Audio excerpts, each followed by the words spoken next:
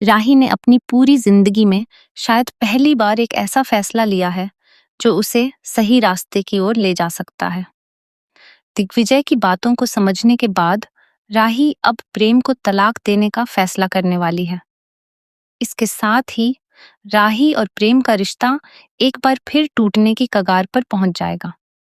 कहानी में बड़ा मोड़ तब आता है जब प्रेम अनुपमा के बारे में अपमानजनक बातें कहता है।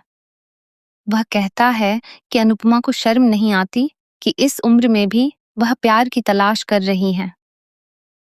प्रेम की यह बात सुनकर राही कुछ देर तक शांत रहती है, लेकिन फिर वह उसे करारा जवाब देती है। राही कहती है, मेरी माँ और दिग्विजय का रिश्ता बिल्कुल भी गलत नहीं है। उनका रिश्ता गंगा की तरह पवित्र है। वह सिर्फ अच्छे दोस्त हैं और जिंदगी के हर मोड़ पर एक सच्चे दोस्त की जरूरत होती है, चाहे वह लड़का हो या लड़की। इसमें गलत क्या है? क्या एक लड़का और लड़की सिर्फ दोस्त नहीं हो सकते? इसके बाद राही प्रेम को उसकी अपनी दोस्ती का उदाहरण देते हुए कहती है, अगर मैं तुमसे पूछूं कि प्रेरणा और तुम्हारी दोस्ती गलत थी, तो क्या तुम उसे सही मानोगे? मुझे सब पता था कि प्रेरणा तुम्हें पसंद करती थी, तुमसे प्यार करती थी और चाहती थी कि हमारा रिश्ता टूट जाए ताकि वह तुमसे शादी कर सके। लेकिन इतना सब जानने के बाद भी मैंने कभी तुम पर शक नहीं किया। मैंने कभी कोई सवाल नहीं उठाया और न ही किसी को मौका दिया कि वह तुम्हारे चरित्र पर उंगली उठाए। चाहे मेरे मायके वाले हों या ससुराल वाले, मैंने हमेशा तुम्हारा साथ दिया। राही आगे कहती है, लेकिन तुम हर बार अनुपमा जी के बारे में गलत बातें करते हो और उन्हें अपमानित करने की कोशिश करते हो।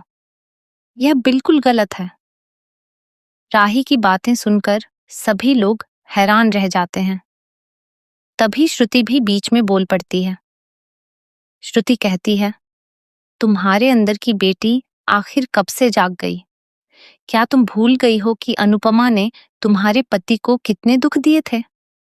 उन्होंने हमेशा मुकाबला किया और आज भी लोगों को परेशान कर रही हैं।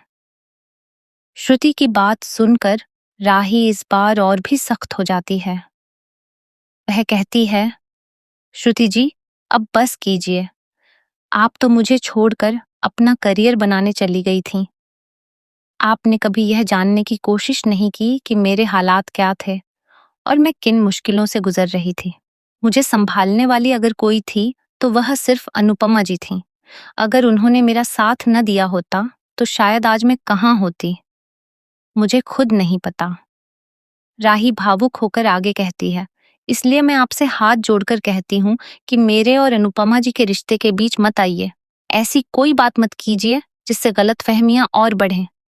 अब मुझे समझ आ चुका है कि सही क्या है और गलत क्या है। मैं किसी के बहकावे में नहीं आने वाली।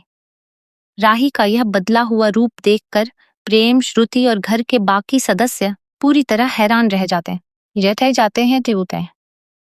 अब देखना दिलचस्प होगा कि क्या राही सच में प्रेम को तलाक दे देगी या फिर कहानी में कोई नया ट्विस्ट आएगा जो इन दोनों के रिश्ते को एक और मौका देगा। आने वाले एपिसोड्स में जबरदस्त ड्रामा, भावनात्मक टकराव और कई बड़े खुलासे देखने को मिल सकते हैं।